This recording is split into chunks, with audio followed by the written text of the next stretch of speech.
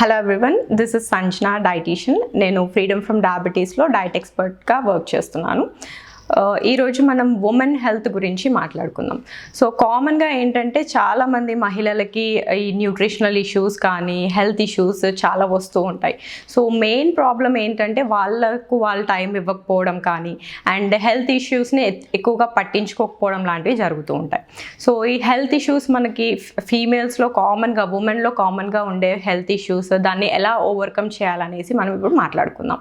So ఉమెన్లో most కామన్గా మనం చూసేది థైరాయిడ్. సో ఈ థైరాయిడ్ అనేది మనకి హార్మోనల్ ఇంబ్యాలెన్సెస్ వల్ల వచ్చే ఇష్యూ. అండ్ ఈ థైరాయిడ్ అనేది మనకి చాలా ఇంపార్టెంట్ గ్లాండ్. మన బాడీలో ఉన్న గ్లాండ్స్లో థైరాయిడ్ కూడా ఒక ఇంపార్టెంట్ గ్లాండ్. సో దీంట్లో మనకి 2 ఇష్యూస్ ఉంటాయి, మనకి hyper thyroidism and hypothyroidism. So ఈ థైరాయిడ్ స్టిమ్యులేటింగ్ హార్మోన్స్ అనేవి ఒకవేళ ఎక్కువగా ఉత్పత్తి అయితే, అంటే ప్రొడక్షన్ అనేది ఎక్కువగా ఉంటే అది మనకి హైపర్ థైరాయిడిజం. సో ఈ హైపర్ థైరాయిడిజం కండిషన్లో ఏంటంటే యూజువల్లీ వెయిట్ లాస్ అవుతూ ఉంటారు అండ్ హెయిర్ లాస్ కానీ స్కిన్ డ్రైనెస్ ఇవన్నీ మనకి సిమ్టమ్స్లా కనిపిస్తూ ఉంటాయి. సో ఈ హైపర్ థైరాయిడ్ ఉన్నప్పుడు ఏంటంటే కొంచెం అయోడిన్ ఫుడ్స్ అనేది తగ్గించుకుంటే మంచిది. ఎందుకంటే మనం ఎక్సెస్ అయోడిన్ తీసుకుంటే దానివల్ల ఇంకా హార్మోన్స్ అనేది స్టిమ్యులేట్ అయ్యే ఛాన్సెస్ ఉంటుంది. సో ఈ అయోడిన్ ఫుడ్స్ అనేది తగ్గించుకుంటే మంచిది.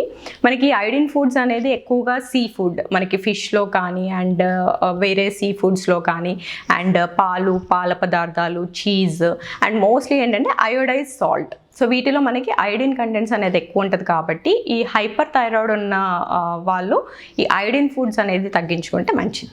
ఈ హైపర్ థైరాయిడే కాకుండా మనకి హైపోథైరాయిడ్ కూడా ఉంటుంది. సో ఈ హైపోథైరాయిడ్ అంటే మనకి థైరాయిడ్ స్టిమ్యులేటింగ్ హార్మోన్ ఇవి తక్కువగా ప్రొడ్యూస్ అవుతాయి. సో దీనివల్ల మనకి హైపోథైరాయిడ్ అనేది ఏర్పడుతుంది. అండ్ ఈ హైపోథైరాయిడ్లో ఏంటంటే మనకి వెయిట్ గెయిన్ అనేది ఉంటుంది. సో ఇందులో కూడా మనకి స్కిన్ డ్రైనెస్ కానీ హెయిర్ లాస్ ఇవన్నీ కూడా సిమ్టమ్స్ వస్తూ ఉంటాయి. అండ్ దీంట్లో ఏంటంటే హైపోథైరాయిడ్ ఉన్న వాళ్ళు గాయిట్రోజెనిక్ ఫుడ్స్ అనేది మనం తగ్గించుకోవాలి. సో క్యాబేజ్ కానీ, పువ్వు గోబీ కానీ అండ్ ముల్లంగి, ఇవే కాకుండా మనకి సోయా బీన్స్ ఇవన్నీ కూడా మనకి గాయిట్రోజెనిక్ ఫుడ్స్. సో ఈ ఫుడ్స్ అనేది హైపోథైరాయిడ్ ఉన్న వాళ్ళు తగ్గించుకుంటే లెవెల్స్ అనేది ఎక్కువ పెరగకుండా చూసుకోవచ్చు. అండ్ ఈ క్యాబేజ్, కాలీఫ్లవర్, ముల్లంగి ఏంటంటే పచ్చిగా తీసుకోకపోతే సరిపోతుంది. సో మనం రా ఫామ్స్లో తీసుకుంటే దాంట్లో గాయిట్రోజెనిక్ లెవెల్స్ అనేది ఎక్కువగా ఉంటుంది. సో మనం వాటిని ఎప్పుడైతే వండుతామో గాయిట్రోజెనిక్ లెవెల్స్ అనేది తగ్గిపోతుంది. సో రా ఫామ్లో, సాలెడ్స్లో కాకుండా నార్మల్ కుక్డ్ ఫామ్లో ఇంక్లూడ్ చేసుకుంటే సరిపోతుంది. అండ్ థైరాయిడే కాకుండా మనకి చాలా మోస్ట్ కామన్గా ఈ మధ్య కాలంలో కనిపించేది PCOD. So polycystic ovarian disease. ఇది మనకి చాలా టీనేజర్స్లో కానీ ఉమెన్లో చాలా కామన్గా కనిపిస్తుంది. ఇది కూడా మనకి ఏంటంటే హార్మోనల్ ఇంబ్యాలెన్స్ వల్లే అయ్యే కండిషన్. అండ్ ఈ పీసీఓడిలో కూడా ఏంటంటే excess hair growth, unwanted hair growth కానీ అండ్ వెయిట్ గెయిన్ ఇవి చాలా common symptom. And menses, period సరిగ్గా రాకపోవడం ఉమెన్లో ఇది కూడా కామన్ సిమ్టమ్ అనమాట. సో ఈ పీసీఓడి ఉన్న వాళ్ళు ఏంటంటే కొంచెం వెయిట్ లాస్ అవ్వడానికి ట్రై చేస్తే ఏంటంటే మన పీసీఓడి సిమ్టమ్స్ అనేవి కూడా తగ్గే ఛాన్సెస్ ఉంటాయి. ఇవే కాకుండా వీళ్ళకి మేము సీడ్ సైక్లింగ్ అనేది సజెస్ట్ చేస్తూ ఉంటాము. సో రెగ్యులర్ మెన్సెస్ కోసము. సో ఈ సీడ్ సైక్లింగ్ ఏంటంటే ఫస్ట్ 1 to 14 days ఏంటంటే 2 types ఆఫ్ సీడ్స్ సజెస్ట్ చేస్తాం. సో ఫ్లాక్స్ సీడ్స్, అవిసె గింజలు and pumpkin seeds. So first 15 days ఈ 2 సీడ్స్ ఏంటంటే ఈస్ట్రోజన్ని ప్రొడ్యూస్ చేయడానికి హెల్ప్ అవుతుంది. సో ఫస్ట్ 15 days ఈ 2 సీడ్స్ ఇంక్లూడ్ చేసుకోవచ్చు. దాదాపు 15 days, 15th day to 28th day వరకు ఏంటంటే ఈ నువ్వులు కానీ అండ్ సన్ఫ్లవర్ సీడ్స్ ఇవి యూస్ చేసుకోవచ్చు. ఇది మనకి ప్రొజెస్ట్రాన్ ఫార్మేషన్లో హెల్ప్ అవుతాయి. సో ఈ సీడ్ సైక్లింగ్ వల్ల ఏంటంటే పీసీఓడి వాళ్ళకి రెగ్యులర్ పీరియడ్స్ అవ్వడానికి హెల్ప్ అవుతుంది. సో ఈ థైరాయిడ్, పీసీఓడియే కాకుండా మనం ఈ మధ్య కాలంలో చాలా కామన్గా చూస్తున్న వేరే కండిషన్స్ ఏంటంటే బ్రెస్ట్ క్యాన్సర్స్ కానీ సర్వైకల్ క్యాన్సర్స్ కూడా చూస్తున్నాం ఉమెన్లో.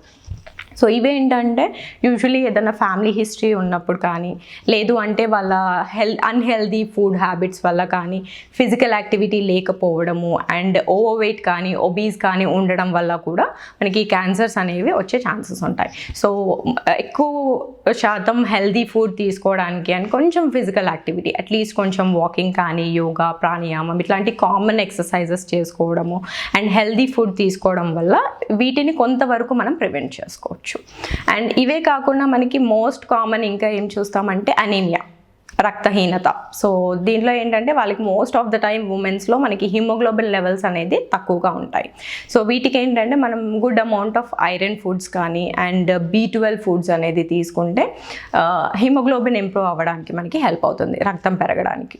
సో ఐరన్ ఫుడ్స్ అంటే మనకి మోస్ట్లీ ఆకుకూరలు కానీ అండ్ ఖర్జూర్, అంజీర్, బెల్లం కానీ, నువ్వులు, రాగులు, వీటిలలో మనకి ఎక్కువ కంటెంట్ ఆఫ్ ఐరన్ అనేది ఉంటుంది. అలాగే మనకి మటన్ లివర్లో కూడా మంచి సోర్స్ ఆఫ్ ఐరన్ కాబట్టి సో అది కూడా ఇంక్లూడ్ చేసుకోవడానికి ట్రై చేసుకోవచ్చు. అండ్ B12 అనేది మనకి మోస్ట్లీ నాన్ వెజ్లోనే అవైలబుల్ ఉంటుంది. నాన్ వెజిటేరియన్ ఫుడ్స్ లైక్ నేను చెప్పినట్టు మటన్ లివర్ కానీ అండ్ మటన్, ఇవే కాకుండా ఎగ్స్లో కూడా B12 ఉంటుంది. అండ్ వెజిటేరియన్స్ కోసం ఏంటంటే మష్రూమ్స్ తీసుకోవచ్చు అండ్ మనకి బాదాం పాలు కానీ, కొబ్బరి పాలు, సోయా మిల్క్, వీటిలలో కూడా గుడ్ అమౌంట్ ఆఫ్ B12 అనేది ఉంటుంది. ఇవే కాకుండా మనకి న్యూట్రిషనల్ ఈస్ట్ అనేది కూడా అవైలబుల్ ఉంటుంది. సో దీని త్రూ కూడా మనకి B12 అనేది లెవెల్స్ ఇంక్రీజ్ చేసుకోవడానికి హెల్ప్ అవుతుంది.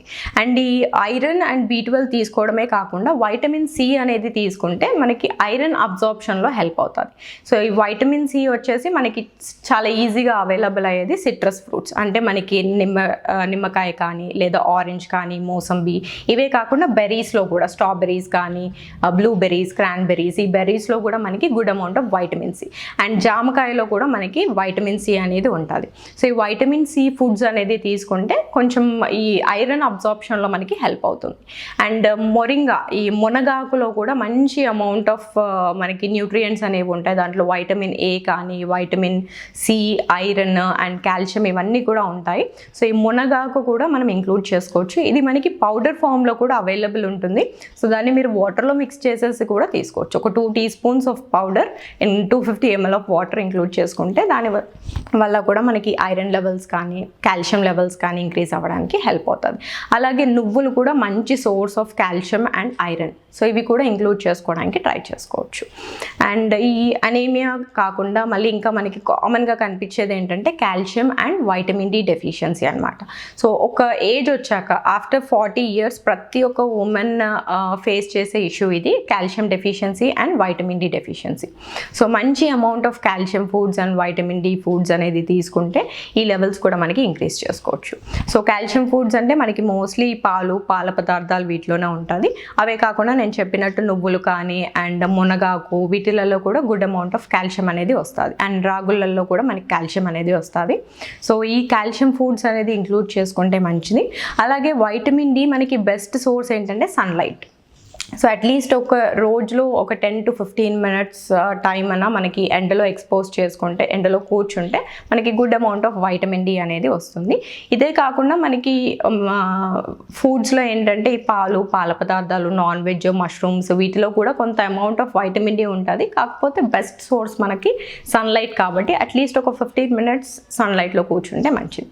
సో ఇలా ఇవన్నీ మనకి కామన్గా ఉమెన్ ఫేస్ చేసే ఇష్యూస్. అండ్ ఇవే కాకుండా మనకి మాల్ న్యూట్రిషన్, సో వెయిట్ తక్కువ ఉండడము, ఇవి కూడా మనం కామన్గా చూస్తూ ఉంటాం ఉమెన్లో. సో యూజువలీ ఉమెన్ ఏం చేస్తారంటే అందరూ తినేసాక ఫుడ్ తీసుకోవడం కానీ లేదా లెఫ్ట్ ఓవర్ ఫుడ్, మిగిలిపోయిన ఫుడ్ తీసుకోవడము. సో దీనివల్ల ఏంటంటే పోషక విలువలు అనేది ఉమెన్కి సరిగ్గా రావట్లేదు. So good amount of nutritious food, మంచి ఫుడ్ తీసుకోవడం అండ్ బ్యాలెన్స్ డైట్ తీసుకోవడం వల్ల ఏంటంటే అన్ని వైటమిన్స్ అండ్ మినరల్స్ కూడా రావచ్చు. సో అట్లీస్ట్ రోజు ఒక ఫ్రూట్ అయినా ఇంక్లూడ్ చేసుకోవడానికి ట్రై చేయాలి. And good amount of vegetables, కూరగాయలు కూడా మనం ఎక్కువ తీసుకుంటే ఏంటంటే మనకి వైటమిన్స్ అండ్ మినరల్స్ అన్నీ పండ్లు, కూరగాయలలోంచి వస్తాయి కాబట్టి సో ఎక్కువ మోతాదులో తీసుకోవడానికి ట్రై చేయాలి.